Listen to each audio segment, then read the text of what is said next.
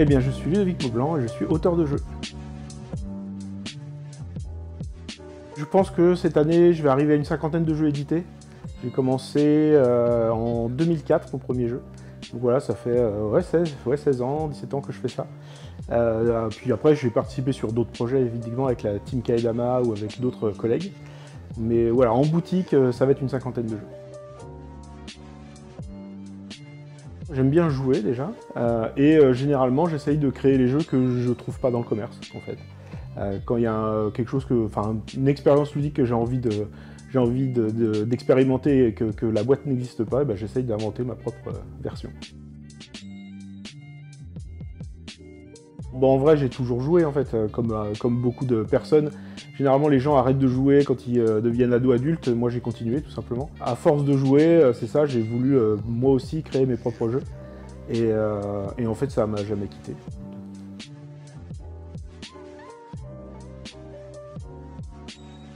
Super Cats, c'est un genre de Shifumi bordélique qui peut se jouer jusqu'à 6. En fait, on peut vraiment jouer à Super Cats aussi bien avec des gamins autour d'une table, et ça va être la folie, aussi bien avec des adultes en apéro, ou même avant de vouloir se lancer dans un gros jeu de réflexion. Super Cats, ça ratisse vraiment large. Ce qui est vraiment drôle, c'est les interactions que ça génère entre les gens. Le jeu est ultra simple, il s'agit juste de sélectionner un chiffre de 0 à 5 et d'essayer de deviner ce que vont jouer les autres joueurs pour pas faire le même. Ce qui va vraiment être drôle et ce qui va vraiment générer du fun, c'est les interactions autour de la table, c'est la mauvaise foi que les joueurs vont mettre dans leur façon de jouer, et cette phase finale où le gars qui aura gagné la première phase, eh ben on va tous se mettre sur lui pour le défoncer, et ça génère toujours des super ambiances. C'était vraiment chouette. En fait, Greux Games, c'est avant tout des copains. Parce qu'on connaît les fondateurs de Greux Games bien avant qu'ils lancent la maison d'édition, c'est des amis de longue date. Donc en fait, travailler avec Greux Games, c'était surtout travailler avec des copains. C'était une relation auteur-éditeur, mais c'était avant tout une relation d'amitié. Et ça a permis assez facilement de parler des choses sans prendre les pincettes qu'on peut prendre avec des éditeurs qu'on connaît pas forcément, avec qui on a une relation plus professionnelle. Là, on était vraiment dans une relation ultra détendue et ultra sympa. Oui, j'ai plusieurs projets en cours avec Greux Games, j'en ai même beaucoup. On va sortir très bientôt Les Contes Émerveillés, un jeu que j'ai fait avec Christine Alcouf, qui est un jeu familial pour jouer avec les enfants, ou pas seulement, on peut aussi jouer entre adultes, hein, comme Super Cat, qui est un jeu dans lequel on va raconter des histoires. Ensuite, l'année prochaine, on va avoir aussi chez Greux Games avec Corentin Lebras, qui est également un de mes co-auteurs de Super Cat, un jeu encore famille et enfant, Bingo Island, dans lequel on va collecter des ressources sur une île déserte pour y atterrir des animaux tout mignons. Enfin, on va avoir également la ressortie de Cyrano, un jeu que j'ai fait avec Angèle, un jeu que j'ai fait il y a une dizaine d'années, et que l'équipe de Greux Games adorait à l'époque.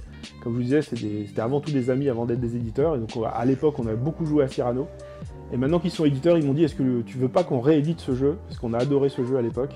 Et donc on a fait une nouvelle version de Cyrano, qui est un jeu dans lequel on écrit des poèmes, qui peuvent être soit des poèmes très jolis et poétiques, soit des poèmes très graveleux et très bizarres, selon les gens qui sont autour de la table.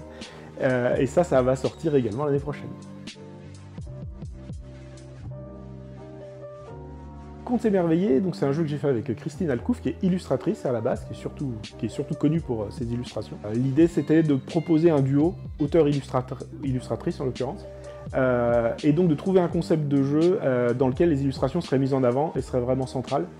Et là, en l'occurrence, le jeu va proposer un paysage dans lequel on va mettre en scène des personnages de contes de fées, mais pas seulement. En fait, il y aura des personnages de contes de fées classiques, une princesse, un chevalier, une sirène, etc. Mais il y aura aussi des personnages un peu incongrus qui atterrissent là un peu par hasard, comme un ninja, un pirate, un zombie, etc. Et l'idée, ça va être de créer un décor un petit peu comme un théâtre de marionnettes. En fait, au début, on va avoir un grand plateau vide dans lequel on va insérer ces personnages-là. Et une fois qu'on aura proposé tous ces personnages, on va raconter tous ensemble une histoire en les faisant interagir les uns avec les autres.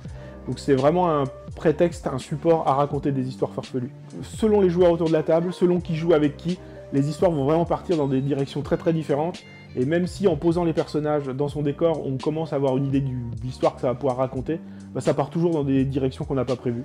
Et on se retrouve toujours à la fin en se disant « Waouh, on a raconté ça tous ensemble, mais j'y aurais jamais pensé tout seul. » Et encore une fois, que ce soit avec des enfants ou avec des adultes, bah, ça crée à chaque fois des situations rigolotes. Et c'est ça qu'on veut faire, générer avec ce jeu, c'est créer une ambiance et créer des situations sympas.